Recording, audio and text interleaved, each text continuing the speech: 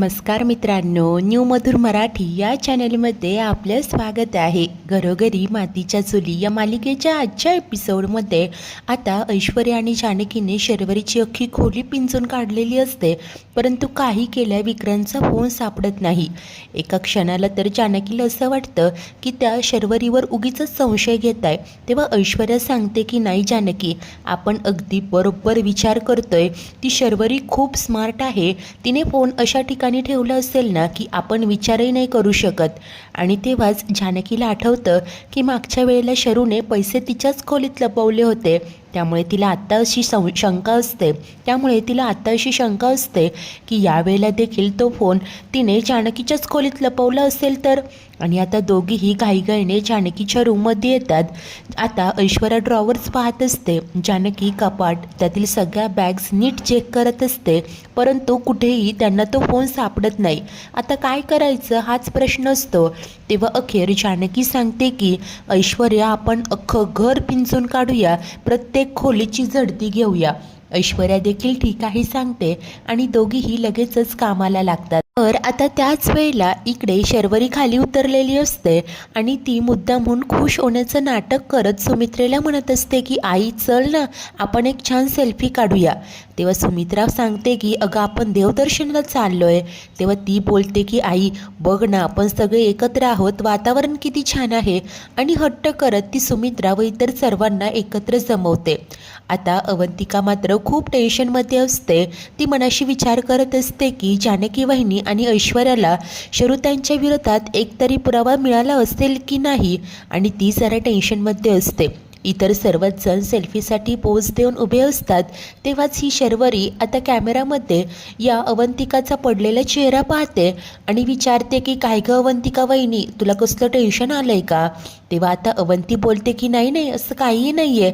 आता ही शरू मुद्दामून बोलते की तुला ऐश्वर्याची काळजी वाटते का? अगं होईल ती लवकर बरी. तेव्हा अवंतिका सांगते की हो हो, मी काहीही टेन्शन घेत नाही आहे. आता त्यानंतर सर्वच जण स्माईल करत सेल्फी घेत असतात. तेव्हा अवंतिका मनाशी पुन्हा एकदा विचार करते की शरुताईंनी जर का हे सगळं केलं असेल तर त्या इतक्या खुश कशा होऊ शकतात, इतक्या नॉर्मल कशा वागू शकतात? सगळं करून सवरून त्या आम्हाला फसवत तर नसतील ना? काय खरं काय खोटं कळायला मार्गच नाही आहे. हे असेच विचार अवंतिकाच्या मनात सुरू असतात. आणि त्याच वेळेस इकडे घरी आता ऐश्वर्या आणि जानकी सर्वांच्याच रूम चेक करत असतात. त्या ऐश्वर्याच्या खोलीत आलेल्या असतात. जानकी कपाटात सगळीकडे पाहत असते. ऐश्वर्या ड्रॉवर्स गाद्यांखाली पाहते, सगळीकडे नीट चेक करते. अवंतिकाची खोली देखील व्यवस्थित पाहिलेली असते, परंतु अद्याप तरी काही हाती लागत नाही. अखेरीस दोघीही सुमित्रेच्या खोलीत येतात. कपाटात असलेले बुक्स गादीखाली सोफ्यांमागे सगळीकडे पाहून झालेलं असतं. अखेरीस दोघीही दमून खाली बसतात. ऐश्वर्या वैतागत म्हणते की ओ गॉड, काहीच कसं सापडत नाही आहे गं जानकी. तेव्हा जानकी म्हणते की हो अगं ऐश्वर्या, परंतु सगळे देवदर्शनावरून परत येण्याच्या आत आपल्याला सगळं नीट आवरून ठेवावं लागेल. तेव्हा ऐश्वर्या सांगते की हो तेही आहेच म्हणा. आता हे सगळं करण्यात बराच वेळ गेलेला असतो, इतका की इतर सर्वांचं आता देवदर्शनही झालेलं असतं. ते पुन्हा परत यायला गाडीत बसतात. सुमित्रा म्हणते की छान झालं देवदर्शन. राहुल देखील खुश होऊन हो असंच सांगत असतो. तर इकडे अवंतिकाला मात्र आणखी टेन्शन आलेलं असतं. ऐश्वर्या जानकीच्या हाती काही पुरावा लागला असेल की नाही याचीच काळजी असते. आणि ही शरू तिचा चेहरा नोटीस करते. मनाशी म्हणते की अगं अवंतिका वहिनी, तू जरी सांगत नसलीस ना तरी मला माहिती आहे ना, परंतु ज्या कामासाठी ऐश्वर्या आणि जानकी वहिनी घरी थांबल्यात ना, ते काम कधीच पूर्ण होणार नाही असा विचार करून ती खुश होत असते. आणि ते सर्वच जण परतीच्या प्रवासाला निघालेले असतात. त्याच वेळेस इकडे घरी आता सगळे उपाय खुंटल्यानंतर अखेर जानकी देवासमोर आलेली असते. हात जोडून प्रार्थना करत म्हणते की देवा, आमचं काय आणि कुठे चुकतंय काहीच कळत नाही आहे, परंतु आमच्या घरावर आलेले हे संकट परतवून लावण्याची जबाबदारी तुझी आहे. माहिती आहे विक्रांत भाऊजींचा खून झाला ही साधी गोष्ट नाही आहे, यामागे नक्कीच काहीतरी गडबड आहे. आणि जर का या सगळ्यात शर्वरी वंशांचा हात असेल ना तर त्यांना शिक्षा ही झालीच पाहिजे. यामागे जो कोणी असेल त्याला शिक्षा ही व्हायलाच हवी. त्यासाठी आम्ही पुरावे गोळा करतोय. सगळ्यात मोठा पुरावा आहे विक्रांत भाऊजींचा तो फोन. आम्ही खूप शोधलं परंतु फोन कुठेच सापडत नाहीये. तेव्हा काहीतरी मार्ग दाखव रे, मार्ग दाखव, अशी अगदी मनापासनं ती प्रार्थना करते. आणि त्यानंतर आता डोकं टेकवत दर्शन घेते. जेव्हा जानकी वर उठायला जाते इतक्यात तिचं खाली लक्ष जातं आणि शरूने मोबाईल देवारातच लपवलेला असतो. क्षणातच जानकी तो मोबाईल पाहते, पटकन तो मोबाईल हातात घेते आणि हा तर विक्रांत भाऊजींचा फोन असं उद्गारते.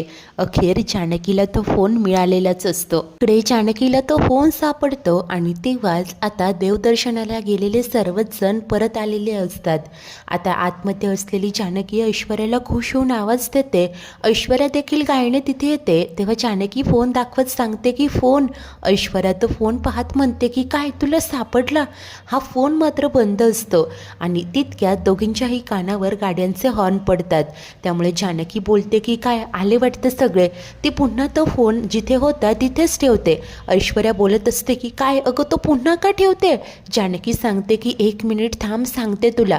आणि ती ऐश्वर्याला घेऊन आता खाली येते. तेव्हाच इतर सर्वच जण आतमध्ये येतात. त्यांना पाहताच जानकी हसूनच त्यांचं स्वागत करते आणि बोलते की आलात तुम्ही सर्वच जण.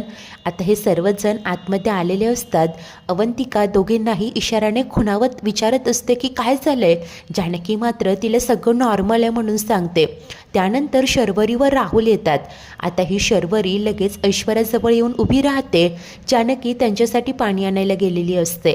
तर शरू या ऐश्वर्याला म्हणते की काय बरं आहे का तुझं डोकं? ती सांगते की हो. शरू तिला टोमणा देत म्हणते की डोकं जरा कमी वापरत जा म्हणजे दुखणार नाही. ऐश्वर्या ही म्हणते की काय आहे ना, डोकं तेच वापरतात ज्यांना डोकं असतं. तेव्हा शर्वरीही म्हणते की काय तुला असं वाटतंय ना की तू सोडून इतर कुणालाच डोकं नाही आहे. त्यानंतर ती मनाशी म्हणते की मुळात जर तुम्हाला डोकं असतं ना तर मला जेलमधून सोडवलंच नसतं. आता तेव्हा जानकी सर्वांसाठी पाणी आणते आणि हसूनच विचारते की आई कसं झालं देवदर्शन? आता तेव्हाच ही शरू हसूनच म्हणते की खूप छान झालं, मी ना खूप खुश आहे. आता त्यानंतर ती मुद्दामून या राहुलला म्हणते की चल ना राहुल आपण घरातल्या देवांचंही दर्शन घेऊया. तोही होकार देतो आणि दोघेही देवघराकडे जात असतात. आता हे तिथे काय चाललेत ऐश्वर्या आणि जानकीला बरोबर कळतं. आता जानकी देखील म्हणते की मी आलेच आणि ती देखील आतमध्ये जाते. तिच्या पाठोपाठ आता ऐश्वर्या आणि अवंतिकाही आतमध्ये येतात. तर तेव्हाच इकडे राहुल आता देवघरात येतात. शरूला विचारतो की काय झालंय, तू पुन्हा इथे देवघरात का आणलंय घरच्या देवांचं दर्शन घ्यायला? तेव्हा ती म्हणते की जे जिथे ठेवलंय ते तिथे आहे की नाही हे पाहायला. तो म्हणतो की म्हणजे? तेव्हा ती सांगते की कारण मला या तिघींवर अजिबात भरोसा नाहीये. 1 मिनिट थांब तुला सांगते. आणि ती तिथे देवघरात ठेवलेला मोबाईल त्याला दाखवते. राहुल घाबरतच म्हणतो की शर्वरी अगं इथे? तेव्हा ती सांगते की होय, मी मुद्दामच फोन इथे ठेवला होता. मला माहिती होतं आपण बाहेर गेल्यानंतर या तिघीही शांत बसणार नाही. अख्खं घर शोधलं असेल परंतु इथे शोधावं असं त्यांना स्वप्नातही वाटलं नसेल. असं म्हणत ती खुश होत असते आणि इतक्यात जानकी तिला आवाज देते. त्यामुळे दोघेही घाबरतात, पुन्हा दर्शन घेण्याचं नाटक करत असतात. जानकी तिकडे येते आणि हसूनच म्हणते की वंश अहो झालं का दर्शन? ती होकार देते. जानकी म्हणते की तुम्ही एवढे थकून दमून आलात, जा बघू फ्रेश व्हा आणि आराम करा. आता शरू मात्र आडेवेडे घेत असते परंतु जानकी तिचं काही ऐकत नाही. राहुल भाऊजी चला बघू, चला वंश असं म्हणत ती आता शरूच्या हाताला धरून उठवते. अखेर शर्वरीचा नाविलाज होतो. फोन तिथेच राहतो आणि शर्वरी व राहुल तिथून निघून जातात. त्यानंतर जानकी फोन आहे की नाही चेक करते आणि तो फोन आता तिने ताब्यात घेतलेला असतो. त्याच वेळेस इकडे किचनमध्ये अवंतिका ऐश्वर्याला विचारत असते की काय गं काय झालंय? तेव्हा ऐश्वर्या आता नक्की काय काय घडलं, कशा प्रकारे त्यांनी सगळ्या खोल्यांची झडती घेतली. सुरुवातीला तर काहीच हाती लागत नव्हतं. नंतर अखेरीस देवघरात तो फोन सापडला हे सर्व काही ती सांगत असते. आणि तेव्हाच जानकी तिकडे येते आणि फोन मिळाला म्हणून सांगते. ऐश्वर्या घाईने फोन हातात घेते आणि बोलते की थँक गॉड जानकी तू हा फोन मिळवलास. आणि ती पाहायला जाते तर फोन बंद असतो. आता जानकी सांगते की होय हा फोन बंद आहे पण अशा टाईपचा चार्जर. ऐश्वर्या म्हणते की मला नाही वाटत गं, हा तर जुना फोन आहे, अशा टाईपचा चार्जर असेल का? तेव्हा जानकीला आठवतं. ती म्हणते की नानांचाही हा अशाच पद्धतीचा फोन होता, मी बघून येते नानांचं चार्जर चार्जर चालू शकतं. तेव्हा ऐश्वर्या म्हणते की हो हो जा पटकन बघ. आणि घाईघाईने जानकी इकडे बघायला जाते. तेव्हा अवंतिका म्हणत असते की खरं सांगू का, मला अजूनही विश्वास बसत नाही आहे की शरुताई हे सगळं करू शकतात. I just can't believe it. त्या आपली एवढी मोठी फसवणूक करू शकतात. अगं किती कॅज्युअली वागत होत्या त्या. आणि घरी बघायचीच ना आधी कसं वागत होत्या, आपल्यालाच त्यांची दया यायची. देखील ना किती इमोशनल झालं होतं. आता ना मला स्वतःचाच राग येतोय की काय गरज होती मला त्यांना सोडवायची. तेव्हा जानकी चार्जर घेऊन आलेली असते आणि ती सांगते की इट्स ओके, आपण केलेली चूक सुधारू शकतो, बी पॉझिटिव्ह. हे घे ऐश्वर्या, चार्जर घे. ऐश्वर्या तिथेच फोन चार्जिंगला लावते. तेव्हा अवंती म्हणते की अगं इथे नको लावूस, उगीच शर्वरीताई आल्या तर प्रॉब्लेम होईल, काय एवढी रिस्क घ्यायची आहे. तेव्हा ऐश्वर्या सांगते की डोंट वरी, ती नाही येणार. सकाळी लवकर उठली होती, आता झोपेल 2-3 तास तरी इकडे नाही यायची. आता इकडे जानकी विचारत असते की झालाय का ऑन, परंतु फोन काही ऑनच होत नसतं. तेव्हा अवंतिका म्हणते की लवकरात लवकर फोन ऑन होऊन आपण काम करून होता तिथे ठेवून देणं गरजेचं आहे, कारण शरुताईंना तिथे जर तो सापडला नाही ना खूप मोठी गडबड होईल. पण काही केल्या ऑनच होत नसतं. आणि तेव्हाच जानकीचं लक्ष जातं, ही शर्वरी चक्क किचनपर्यंत आलेली असते.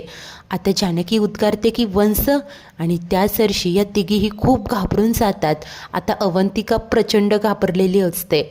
तिघीही इकडे शरूकडे पाहत असतात. त्यानंतर जानकी असूनच म्हणते की वंश तुम्ही इथे. तेव्हा शर्वरी म्हणते की हो मी इथे, मी विचारायला आले होते की जेवणात काय बनवायचं. आता इकडे जानकी असूनच तिच्याशी बोलत असते. तोपर्यंत ऐश्वर्या हळूच चार्जर आता बाजूला करते आणि फोन तिने पदराआड लपवलेलं असतं. ऐश्वर्याचं लक्ष जातं, बाजूलाच डब्बा असतो. ऐश्वर्याला तो फोन त्या डब्यात टाकायचं असतं, त्यामुळे ती हळूवार पुढे होणार. इतक्यात ही शरू म्हणते की 1 मिनिट, तू काय लपवते. आता ऐश्वर्या हसूनच कॅज्युअली म्हणते की काय, मी कुठे काय लपवते. तेव्हा आता ही शरू म्हणत असते की वहिनी हे बघ. तेच जानकी बोलते की हे बघा, तुम्ही माझं ऐका आधी, तुम्ही आराम का नाही केलात. तुम्ही सकाळी इतक्या लवकर उठलात, मला असं वाटलं होतं की 2 तास तरी आराम कराल, छान झोपाल तुम्ही. तेव्हा ही शर्वरी म्हणते की म्हणूनच आले. आता तोपर्यंत इकडे ऐश्वर्या हळुवारपणे मागे आलेली असते आणि तो फोन ती त्या डब्यात ठेवते. तेव्हाच इकडे शर्वरी सांगत असते की अगं म्हणजे मी तुम्हाला सरप्राईज द्यायला आले, तुम्हाला वाटलं होतं ना मी झोपेल, तुमचा हाच अंदाज खोडून काढायला आले. आज जानकी हसूनच म्हणत असते की वंश हो असं काय करताय, किती दमलाय तुम्ही, आराम तर करायलाच हवा ना. तेव्हा ही शरूही म्हणत असते की हो ना, बघ ना कालची लग्नाची दगदग, आज सकाळी लवकर उठून देवदर्शन. अगं पण कसं कधी कधी खूप दमल्यानंतर अजिबात झोप येत नाही ना, तसंच झालंय माझं, म्हणूनच मी इथे आले बघायला की तुम्ही तिघी काय करताय. तेव्हा आता जानकी असूनच म्हणते की आम्ही काय करणार, नेहमीचंच आपल्या आवरावर, आणि आता स्वयंपाक काय करायचा ना तेच डिस्कस करत होतो. तेव्हा शर्वरी सांगते की हो ना, म्हणूनच तर मी इथे आले, मी आता इथे आजचा स्वयंपाक स्वतः करणार आहे. तेव्हा आता तिघींनाही धक्काच बसतो. शर्वरी मात्र नाटकं करत खुश होऊन सांगत असते की होय, मस्त बटाट्याची भाजी, वाफाळतं वरण आणि भात, कसा वाटला बेत. आता हे ऐकताच तिघींनाही खूप टेन्शन येतं. इकडे ऐश्वर्या जानकीला खुणावत मोबाईल तर त्या तांदळाच्याच डब्यात आहे हे सांगत असते. जानकी डोक्यालाच हात लावते. तर शर्वरी मात्र म्हणते की काय आहे तुमचं, मी कधीही काही बोलले ना की तुम्ही तिघी टेन्शनमध्येच येता. मी जेवण बनवणार याचं टेन्शन आलंय का तुम्हाला, पण बेसिक शिकले मी आईकडून, येतं तेवढं जेवण मला बनवता. तेव्हा जानकी सारवासारव करत म्हणते की वंश अहो तेवढा विश्वास आहे आमचा तुमच्यावर, माहिती आहे की येतं तुम्हाला जेवण, पण आता कशाला तसदी, तुम्ही जरा आराम करा ना. तेव्हा ऐश्वर्या आणि अवंतिकाही हेच सांगत असतात. परंतु ही शरू मात्र गोड बोलून त्यांना गुंडाळत म्हणते की हो ग तुम्ही सगळे आहातच, परंतु कधीतरी मलाही तुझ्यासाठी काहीतरी करू देत ना वहिनी, पण कधीतरी तुझाही त्रास कमी व्हावा याची संधी आम्हालाही दे ना. वहिनी तू खरंच खूप केलं आहे माझ्यासाठी, एवढ्या मोठ्या प्रॉब्लेममधून मला बाहेर काढलं, राहुलला आणि मला इथेच ठेवून घेतलं, एवढं कोणी करत नाही ग कुणासाठी. वहिनी घेऊ देत ना ग मला थोडेसे एफर्ट. आणि तसंही आज माझ्या आयुष्याची नवी सुरुवात झाली आहे, त्यामुळे माझी अशी इच्छा आहे की मी तुमच्या सगळ्यांसाठी जेवण बनवणार, असं आता शर्वरी सांगत असते. परंतु या तिघींच्याही काळजाचा ठोकाच मात्र चुकलेला असतो, कारण मोबाईल तर तांदळाच्या डब्यात असतो. आता या शर्वरीला कसं परतवायचं याचंच तिघींनाही टेन्शन आलेलं असतं. मित्रांनो, आजचा एपिसोड इथेच संपतो. तर पुढील भागात आता तिघेही किचनमधनं बाहेर येतात. जानकी घाबरूनच म्हणत असते की वंश तर असं कधीच करत नाही, पण आज अचानक किचनमध्ये का आल्या आणि स्वयंपाक करताय, यामागे त्यांचा काही प्लॅन तर नसेल ना. तेव्हा अवंतिका बोलते की आता जर का भात लावायचा आहे तर तांदळाचा डबा त्या उघडणारच ना, आणि तो फोन त्यांना सापडला तर. जानकी बोलत असते की नाही, असं होता कामा नये. तेव्हाच ही शरू आता त्या डब्याकडे पाहते आणि येऊन तोच डबा उघडणार असते. आता हाती आलेला फोन पुन्हा एकदा यांना गमवावा लागेल का, त्यात असलेले मेसेज या पाहतील तरी कधी, आणि पुढे काही क्ल्यू कसा मिळेल पाहणे उत्सुकतेचे ठरेल. अशाच नवनवीन भागांच्या डेली अपडेट्ससाठी आपल्या न्यू मधुर मराठी या चॅनलला नक्की सबस्क्राईब करा. धन्यवाद.